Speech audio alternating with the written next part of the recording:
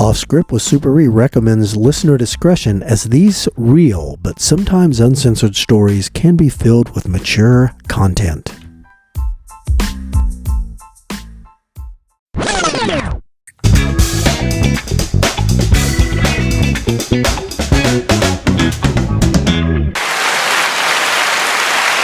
Now let's calm down, everybody.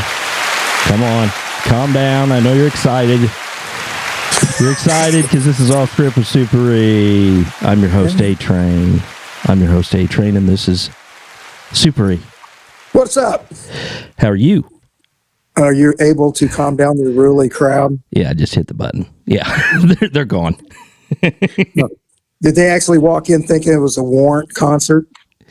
No, it was a protest outside, and I just invited them all in and said, come on in, sit down. Okay. Oh, I said that on the last episode, didn't I? Oh, well, screw it. Oh, yeah, cut it out. Yeah, that last episode might not see the light of day anyway, so. It could be a short. Yes, just a little extra something. Just a little extra. If somebody needs to take a nice nap or something, it might lull them to sleep. I'm just kidding. So, what do you got to talk to us about today, Super E? Today I want to talk about something that only happened to me once. And when I realized it, I was sitting on the witness stand looking at a jury, and I realized I had made a mistake. I had made a mistake, and I had to rectify it. Okay. Now I'm going to back up and explain what happened. Okay. So prior to me having to testify in court in front of a jury, there were tons of complaints at our big library downtown of male prostitutes soliciting sex for money. Okay. And they would do it all day long. Okay. But they were more aggressive at night.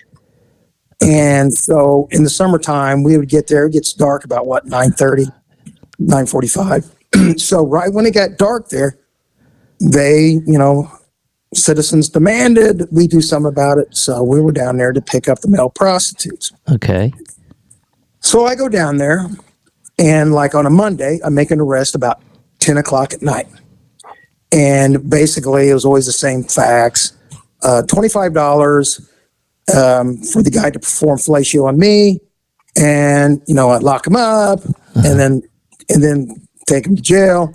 And what you do is you would scribble down the notes as fast as you can, because sometimes we didn't have that good of tape recorders, and they were hard to get to turn on because sometimes they wouldn't work. So you would always try to give the best notes you could as fast as you could on the back of the arrest slip. Because it was kind of like rapid fire. You'd lock one up, and then maybe you'd lock another one up. Yeah, but what happened on this one, after I made an arrest, then it was like Big Steve's turn to make an arrest, or Jim, God rest his soul, to try to make an arrest. You took turns. Okay. And so I scribbled these notes on the back.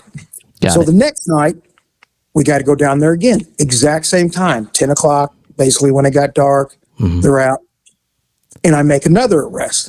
It's basically the same facts, and so scribble down the notes, and then you put them like in a little small envelope, and then you write the name and the date and the location. Right. So I go to court, and I see that I have one of these guys up for a jury trial that I locked up in front of the library. Okay. And I roughly knew, let's say it was in like early June, and it was at this location, the library. So I opened up the drawer with all my little envelopes with each arrest slip that had all the information I wrote down on the back. Right. And I grabbed one on that about that time in that location, pulled it out, I go to court, and I'm ready to testify. Okay. So I get on the stand, and they they swear you in and all that, and we got the jury there. And so, they just basically ask you the basic facts. And I said, well, on this date and time, I was checking the area of the public library for suspected male prostitution. And so then the prosecutor asked me, well, then what happened? Well, at that time, I observed a male subject. He came over, entered my car on the passenger side, and began a conversation with me. And I said, I observed that he was wearing he said it was a shirt he got from the Goodwill, had Soupy Sales on the front of it, so I knew it was dated. Soupy Sales.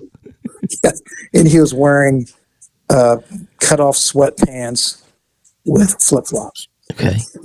And so while I'm saying that, I'm looking at the defendant, and he's shaking his head no, and he's kind of wagging his finger at me like no. He's mouthing to me no. I'm like, what is his problem? So then I keep testifying. I'm looking at the jury, and I said, when he started talking to me, he identified himself. He said his street name was Cockwaffle, and I was like, I'm sorry. What was his name again? Cockwaffle. That was his street name. Okay. And I was like, okay. And then he agreed to perform fellatio on me for $30. And then he stated to me for an extra $10, he would nibble on my nutsack as per the Cockwaffle pack. Okay. And the bundle. The bundle. And I said, and then at that time, I identified myself, police, and I'm looking over, and again, the defendant is wagging his finger at me, shaking his head no, and I can see his mouth, and I was wearing a pink. He's mouthing this. I was wearing a pink shirt, and as I'm talking about him, I'm like, wait a minute, that's right. This dude is wearing a pink shirt. I was like, oh my God, I'm testifying to a guy named Milford Scroat. I think his name was like Milford Scroat Sock. I said, I locked him up the day after. Yeah. I said, oh, this dude is, Chauncey Bagdangle. And I was like, and so I knew that I was testifying the wrong facts, even though they were the exact same type of case. Right. Okay. And so I immediately called the prosecutor over. And I said, hey, I think I'm testifying to the wrong facts, because then the public defender brought up Chauncey Bagdangle, and he's like going, oh, Detective Supri is wrong. I would never wear a Soupy Cell shirt. That's trifling. I had on a pink shirt that Madonna wore on tour in 1984, and I don't know what's up with this nibbling on his nutsack. That wasn't me. And I'm like, yeah, I'm testifying to the wrong facts. Okay, you got them mixed up a little bit. Got it mixed up. They were both one after the other. Okay. So I had to go back. I called the defense attorney over and the defendant, and I said, hey, I'm sorry, Chauncey. I got you confused with Milford. He goes, I cannot believe that. He is so gross. And I told the public defender, I'm testifying to an arrest I made the night before. And the public defender looked at me and he goes, man, you're admitting to this? I'm like, yeah, I messed up. I said, so what do we do? He goes, well, we're going to continue with the trial and just get up there and advise the jury your mistake. So I had to get back up in front of the jury, and I had to explain to the jury the man that I thought was Cockwaffle. And when I said that, the jurors were looking at me, what is this Cockwaffle business? Cockwaffle. And it was a technique. I don't know more. I didn't let him do it. They're like, right. But anyways, I said, yes, that was a Milford scrotum sock. Okay. But Mr. Bagdangle, I had arrested him at a different date and time, and these are the facts of that one. And so the jury's looking at me like, what is going on? Do we have to hear even more creepier shit? Yeah. And so then they're like, okay, what did Mr. Bagdangle do when he got in your car as prosecutor? I said, well, he introduced himself as Tush Candy, said that was his street name, and because Tush is the candiest. Okay. And I was like, okay, that sounds better than Cockwaffle. Does it? Well, maybe it doesn't. I don't know. Okay. So anyways, and then I said that he agreed to perform fellatio for $30. Then I looked at my notes because I called him up real quick, the office, and said, fax over the notes to Mr. Bagman. Okay. So I'm looking at the notes, and I'm saying, and then he agreed for $30 sex. And then I'm like, oh, but he has something extra. that he was, because it wasn't the nutsack nibble. Okay. I was going to get to stick my thumb up his butt for an extra $10. And then I look over the guy and he's like nodding his head. Yep, Yep, that's me. That's my bundle. Nibble, thumb up, bud. That was me. Okay. And so so now he's agreeing that he did all that. Yeah. But all the public defender had to do was, he goes, well, Detective Whitten is extremely honest, and he made a mistake, cockwaffle, thumb up, bud. You could get him confused. But, if he made a mistake on this, he might have made a mistake on the arrest of my client. Right. Okay. And the jury was over there. They're kind of looking around like, where are we? What's happening? And then I could see it took them 2 seconds. They came back with a not guilty, and they're talking to me.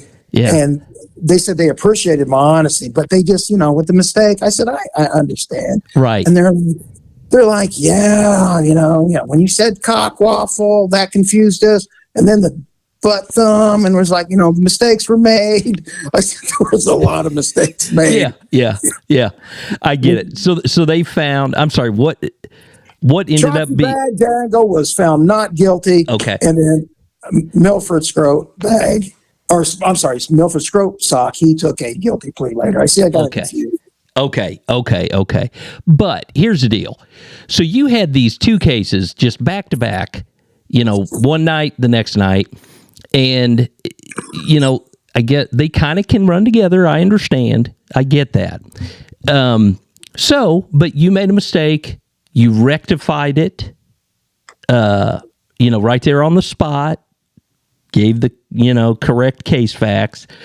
And even though the defendant was agreeing with you that what you were saying was true, they had to find him not guilty. And you know what? Fine. You know what? I wasn't mad. I completely understood. Right. And according to public defender, I became big medicine at the public defender's office for my honesty. Absolutely. When you're wrong, and you fess up to it. And that is exactly right. And that is why your reputation is stellar in the throughout the police department and the prosecutor's office and the public defender's office. Yes. Now, you said stellar, not stanky, right? No, stellar. Okay. Yeah. Right. Now, if you would have gone for the thumb in the butt, then you would have been stanky, not stellar. So you're, and I remember this. There was a problem outside the big public library downtown. That this was a congregation place for male prostitute. In all of this going on at the public library, where was Lieutenant Bookman? I have no idea. That son of a bitch. You know what he was doing? He was in there looking at getting all the books that had drawings of pee-pees and wee-wees in them. No, Lieutenant Bookman, he was too busy trying to figure out how to suspend officers doing their jobs. Okay. You know who I'm talking about, don't you? Lieutenant. Oh, yeah, the character. Right, from Seinfeld. Yes. Absolutely. Exactly. It called Jerry a good time Charlie. Yes, good time Charlies. That's how you get your kicks. Right. Flaunting authority. I don't know. I don't remember what he said. But anyway, all right. Well, listen, this was entertaining, factual, and you know what? You're a darn honest cop. You made a mistake and you confronted it head on, and that's all we can ask of law enforcement. Thanks, A-Train. No problem. All right, you big screw up. We're gonna end it. All right, come back and listen to some more, everybody. No, we got more about bagging groceries too. Oh, great. See ya.